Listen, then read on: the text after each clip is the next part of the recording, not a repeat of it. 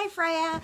I don't know if this is going to work or not, but I just had an idea to see whether I'm able to send a file this big, but I thought I would send you a story. I could read you a story, one that Ravi really likes, and so he thought that you might like it too. So the story that I've picked today, if you get this video and you can hear it and receive it and all the rest of it, we can do this as often as you like. And you can always come back and watch it again if you like. This story is called Zogg and the Flying Doctors. And it's by Julia Donaldson. So the same lady that wrote this story is the lady who wrote The Gruffalo and Squash and a Squeeze and The Scarecrow's Wedding and all those sorts of lovely books that I'm sure you know. But you might not know Zogg and the Flying Doctors. So let's have a go.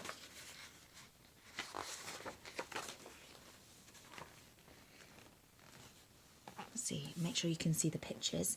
Meet the Flying Doctors, a dragon, knight and girl. Their names are Gadabout the Great and Zogg and Princess Pearl. Let's go this way. Pearl gives people medicine and pills and vaccinations, and Gadabout is expert at performing operations. Zogg is good at flying, though not quite so good at landing, but Gadabout and Princess Pearl are always understanding. Oh, look, where have they gone? Have they gone to the beach? They've seen a mermaid. Flying high one morning, they heard a mermaid wail. "I'm sunburned and it hurts," she cried, and she swished her scaly tail. A sunburnt mermaid. Bang, crash, thump, they landed. The mermaid's skin was red. Pearl rubbed in some of her special cream. "And wear this hat," she said. "Thank you," said the mermaid, and she waved a fond goodbye as the team of flying doctors sped away into the sky.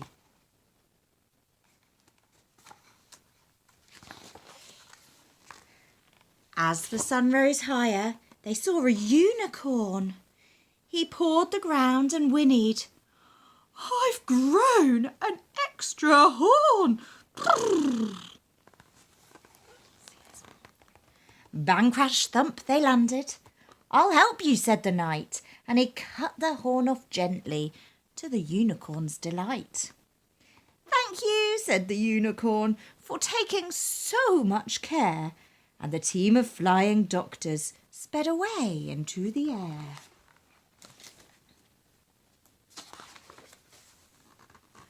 Halfway through the afternoon, they heard a lion sneeze. "I've caught the flu," the lion roared. "Can someone help me, please?" Bang, crash, thump, they landed, and Pearl said, "Take this pill. And do keep warm. That's terribly important when you're ill."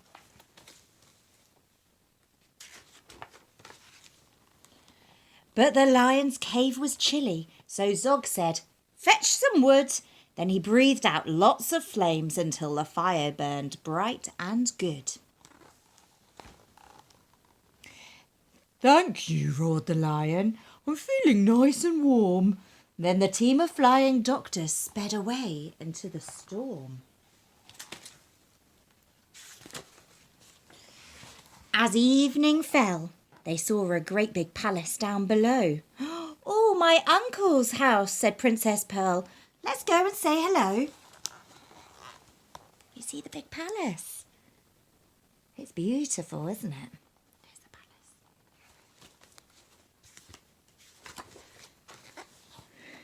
Bang, crash, thump, they landed.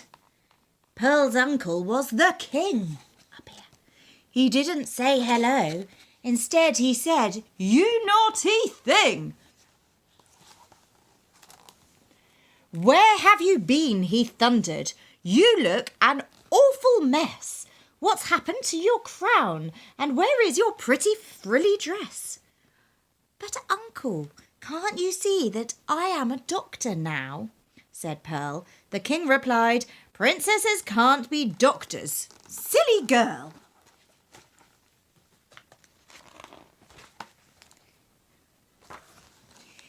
He told his men to seize her and lock her up inside. Princess Pearl was furious. She stamped and she stormed and cried. Weeks went by and Princess Pearl spent many weary hours sewing pretty cushions and arranging pretty flowers. The others tried to rescue her with their might and main, but they simply couldn't manage. All their efforts were in vain.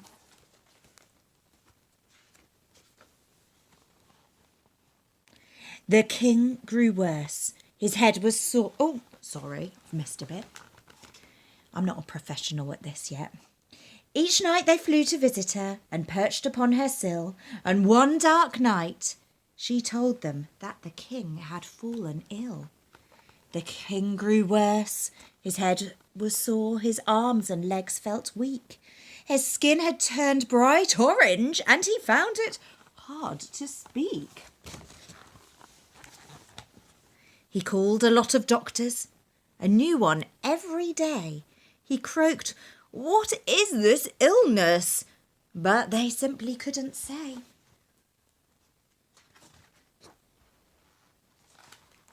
They didn't know the answer. But Pearl was pretty sure. It looks like orange fever, and she'd read about the cure.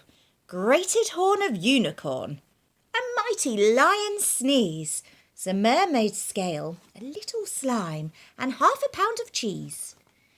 She told the others what to get, and do be very quick. My uncle could be dying. He looks extremely sick.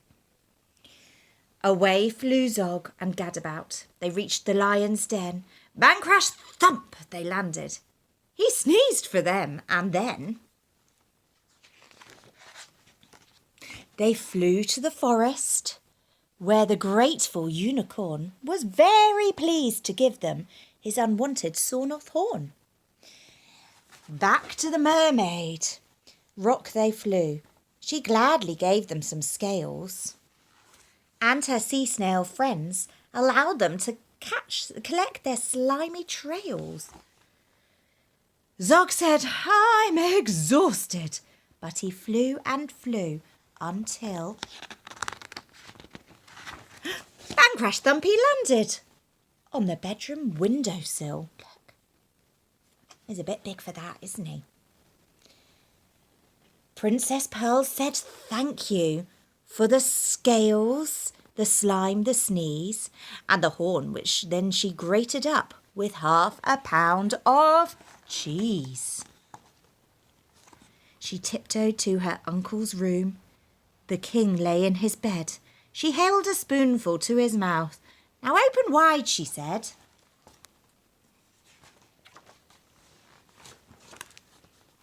After just one spoonful, her uncle felt so much stronger.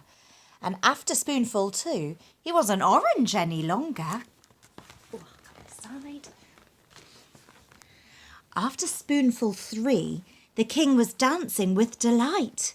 "Princesses can be doctors, you were absolutely right. I'm sorry that I locked you up. Of course you must go free. But do come back to visit me and bring your friends to tea."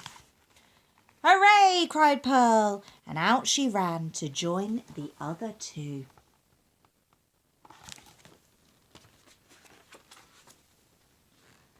Then off into the sunset sped the flying Dr. Crew.